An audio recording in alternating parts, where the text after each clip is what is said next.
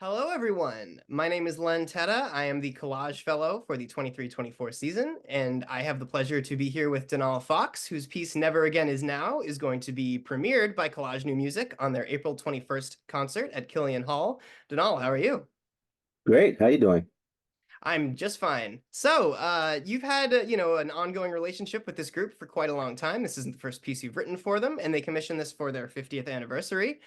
And I'm just wondering how that relationship has evolved, how you approached writing this piece, perhaps in comparison with prior ones, and how you kept them in mind as a group when you were composing it. Yeah, I mean, throughout, early in my career, we're talking about in the 80s, and collage was only 10 years old at that point. I didn't realize that, but I was studying with, um, I'd finished my studies with Gunther Schuller. So Gunther Schuller was very much involved with collage. He conducted a lot. So, and I got to know Frank, and that connection when he asked me to do the 50th anniversary just made me think of that whole, how I was mentored. Frank was there, he's very close to Gunther. We're going to these private donor parties and I'm writing music. So it just felt a connection to my, um, people that have supported me over the years. Yeah, so that was the first thing. And then Frank, uh, when he was in the BSO, and anytime I'd see him, he'd always remark about this early piece that was premiered at Collage that he couldn't get out of his head because it had screaming and swearing. It's probably one of the early hip hop pieces of classical music. But so, and he enjoys the fact that I improvise. And I've written a piano concerto where as a soloist that I'm improvising with the orchestra. So I always like to combine those elements. They're not necessarily jazz elements, though I obviously have that background, but to bring what was very consistent in classical music when Mozart played his piano concertos, he improvised them. In fact, some of his concertos weren't even written out the piano part. And the publisher would say, "Hey, you got to write the piano." Oh, I've been playing it, I've been having fun. I'll write something down for you. Yeah. So this Sure. piece, yeah, I mean, this piece in particular, I wanted to, a lot of times these chamber ensembles, and also I didn't want to go about the budget. At first, I said, "Oh, can I have a trap set? Can I have this and that?" He's like, "Well," so I really spared it down. Then later on this program, though, they've changed it. It was going to be a Steve Mackey piece with all this percussion. I said, "Hey, Frank, what's going on?" But so to have that small ensemble, I wanted to have an orchestral aspect to the sound, you know, instead of having the counterpoint and the individual soloist pieces coming out, having something that just brings as much color as possible. So that was one of the things I thought about, make it bigger than the, you know, how many instruments we're talking about, 6 instruments, you know. Excellent. That's very exciting. I'm so excited to hear that. And I'm also wondering if you could tell us sort of about the inspiration, the concepts, the title, perhaps, and along with that, like how much you think a listener's experience of the piece should be kind of intertwined with those ideas, or if you think someone kind of coming in, not looking at the title or the program, just having an abstract All musical right. experience, like what you'd think of someone having that experience with the piece versus a more informed one that they would get from, say, watching this video. Yeah. Oh, but the video might be helpful. It's interesting about, I mean, you probably feel this too with program notes and, how much you influence the listener by talking about things, right? And even, reviewers or critics will say, well, I didn't hear the thing about climate change in that piece that he mentioned, So sometimes you don't want to write anything, just the title, let them sort of, I think I know what he's talking about, but I'm not sure. So the music just speaks more and more. But yeah, the title, clearly, I don't know. When you saw the title, what did you think? I mean, it definitely made me, think immediately of many things that are happening in the world right now. And I think just from the title alone, I probably could follow, and I've seen the score. I kind of know what happens in the piece. Yeah, And yeah. You're using my cheating. imagination, yeah, I am, especially because there's programmatic things in the score. But I Yeah. think even just from how I imagine it sounding with the title itself, I think I could have a pretty clear idea of what you're trying to get across. Yeah, I think that's true. I mean, if I had no program notes, just the title, then eventually the music would say, oh, they'd say, oh, I see what he's doing, how that title's influenced what's going on. Yeah, I haven't written the program notes yet, and I'm not sure what I'm going to say or not say, what I mean? So yeah, the central part.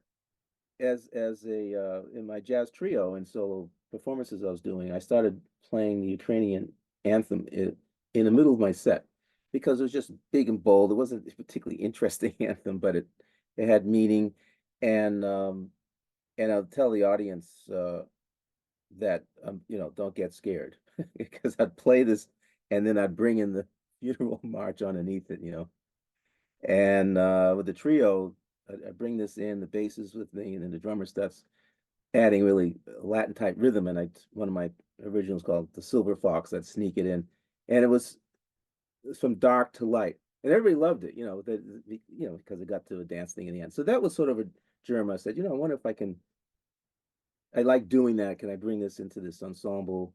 No improvisation, no, not calling for people to do anything unusual, and the premise isn't unusual. I'm using folk music material throughout history of composers. So there are two, if you want to get a little more technical, and you probably saw that in the score, the two key elements. There's the minor third, of course, which opens up, and that permutation, of course, is in the funeral march chords, which Chopin used in his great march, the minor thirds, the B flat, D flat, and the blues type thing. So I'm saying, okay, minor third, and if we flip it around, we get the major sixth, and there's the hope at the end, which has that sort of Latin thing. So that's sort of a structural element that definitely goes. I'm constantly working with those intervals.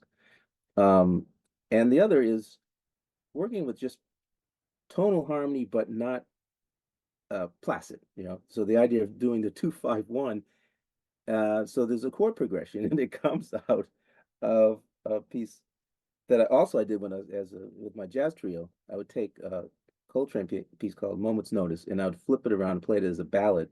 And I was titling it Notice in Moments. And it's when Coltrane was totally into exploring all these 2-5-1 changes and playing over them. Giant Steps is the famous one. And so I said, hey, can I use these harmonies? I got this dark funeral march thing, minor thirds, and so I found a way to compose that, and I sort of like the way. We'll see how it's orchestrated. No, you probably wouldn't know it's anything to do with Coltrane because I'm not playing a melody but I am using harmonically this 2-5-1 structure in a way that's with the funeral march minor third, and trying to create these different timbral and emotional worlds with our tonal system instead of going into in my earlier work. I did a lot of stuff where I avoided harmony. I used instrumental color and a lot of I was into Ligeti and Penderecki and stuff like that. And Cecil Taylor, what I mean? So so like the rumble stuff you saw in the score, if you notice that, if you slow it down, that looks like a figure that could be from Chopin. And it is some reminiscence. I'm thinking of Poland. See, there's the connection with the political stuff. So that's how I'm using material, taking it and it's transformed. And so you're not going to know what it is unless you start peeking behind the door. Yeah. Sure, that's very interesting. Yeah, I think like my piece on this program too also has kind of like there's like a tonal grammar lurking below the surface. Even after several pieces of me trying to like kind of invent my own tonal language, I finally was just like, yeah, we have a pretty good one already. I'm gonna, see if I can do something with it. There's a lot of great music written with tonality. There really is, yeah. Schoenberg, right before he died, said there's still much great music to be written in C major, which is where my so I think the limitation is the composer, not the material. Absolutely. So every time I meet a composer like you that is really active in like multiple, sort of genres or musical worlds, I really am very curious about how you like approach that sort of internally, how you reconcile those like halves or just sections of your musical persona. Like, do you ever feel kind of like your mind is demarcated, or you have different selves that are struggling against each other, or is it all just music to you? Yeah, it is all just music. I mean, you respect the genre you're working in to get to the high level so that in that world. So, if I'm playing jazz, a jazz musician doesn't say, "Oh, this is a classical guy playing jazz." He just goes, "Hey, man, that's cooking." Or if you're going to play, it's like if you're a composer, guitarist, composer, pianist, if you're playing the piano, are you a composer pianist? But if you're playing the piano and they don't know you're a composer, you should be at a level that he's a really good pianist. You see me? So that's how I look at the genre shift. If things that I don't really feel comfortable with, I might do it to explore for my own, but I don't usually bring them publicly because I feel it's like, slumming a little bit. But to answer your question, I was brought up in a musical household where I was hearing as a little kid, Bach cantatas and Stravinsky's ballets and Monk and Miles, and there was just all this good music in my ear, and I hadn't right created these differentiation categories that the marketing does, or that are you going to be a classical composer or a jazz composer? You long hair, you're short hair, all these. So I really just started exploring them more and more and build up my skill and technique. And then I realized the politics. So I was a teenager, I was at Tanglewood, and you'd write a piece, I'd be writing a piece, or even when I was composing residence there, and reviewer came up to me, so you do jazz, right? And I said, no, I don't play any jazz. I refuse to be pigeonholed, the black composer. Oh, you do jazz? No, I don't know anything about jazz, man. So I reversed it in the early part of my career, because there's everybody's trying to put you in, you're a minimalist, you're this, you're that. So some people think it's like I have an iPod in my brain, because if you hear me practice, I would be doing moments notice, and then I'd say, oh, let me do the Chopin etude here.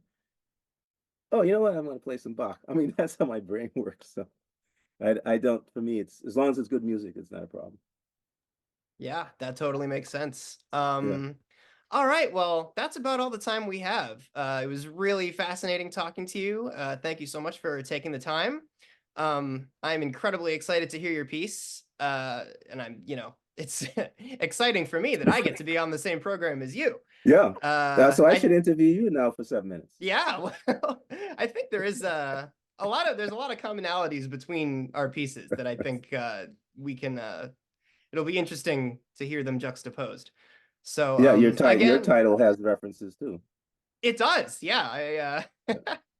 yeah, if you want to get more information about both of these pieces and maybe what my title is a reference to, be sure to come to the Collage New Music concert on April 21st at Killian Hall. All the information will be on the screen momentarily.